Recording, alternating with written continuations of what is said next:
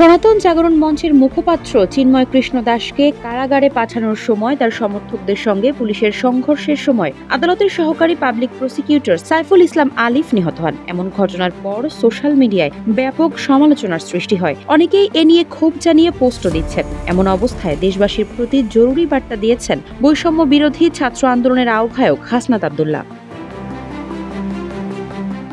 মঙ্গলবার সামাজিক যোগাযোগ মাধ্যম ফেসবুকে একটি পোস্ট করেছেন তিনি। সেখানে হাসনাত দেশের চলমান পরিস্থিতিতে সবাইকে সতর্ক ও ধৈর্য ধারণ করতে আহ্বান জানিয়েছেন। ফেসবুক পোস্টে হাসনাত বলেন, ধৈর্য ধরুন, শান্ত থাকুন, নিজেরা আইন নিজের হাতে তুলে নিয়ে দয়া করে কোনো ধরনের অস্থিতিশীল পরিবেশ সৃষ্টি করবেন না। বাংলাদেশ সাম্প্রদায়িক সম্প্রীতির দেশ, কোনোভাবেই এই সাম্প্রদায়িক সম্প্রীতি বিনষ্ট হতে দেবেন না বলে হুঁশিয়ারি দেন হাসনাত।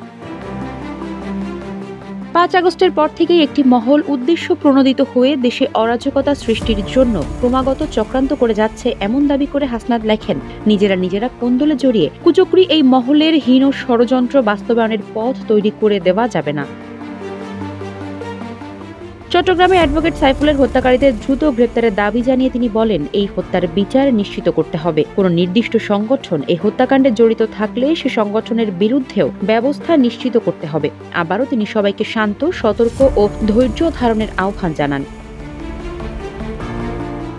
এদিকে অ্যাডভোকেট সাইফুল ইসলাম আলিফের প্রথম জানাজা চট্টগ্রাম আদালতে অনুষ্ঠিত হয়েছে। বুধবার বেলা 11:30টার দিকে জামিয়াতুল ফালাহ মসজিদ মাঠে এ জানাজা অনুষ্ঠিত হয়। তার জানাজায় অংশ নিতে চট্টগ্রামে গেছেন বৈষম্য বিরোধী ছাত্র আন্দোলনের আহ্বায়ক হাসনাত আব্দুল্লাহ ও জুলাই শহীদ স্মৃতি ফাউন্ডেশনের সাধারণ সম্পাদক সার্জিস আলম। এর আগে সকাল 10:30টার দিকে আদালত চত্বরে সাইফুল ইসলাম আলিফের প্রথম জানাজা অনুষ্ঠিত হয়। এতে অংশ নেন আইনজীবী সহ বিভিন্ন শ্রেণী পেশার মানুষ।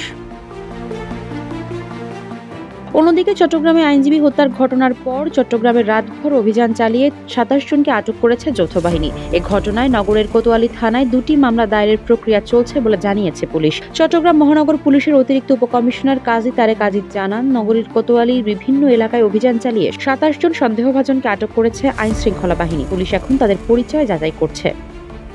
আফসারা নাজ, নিউজ ডেস্ক, ইত্তেফাক।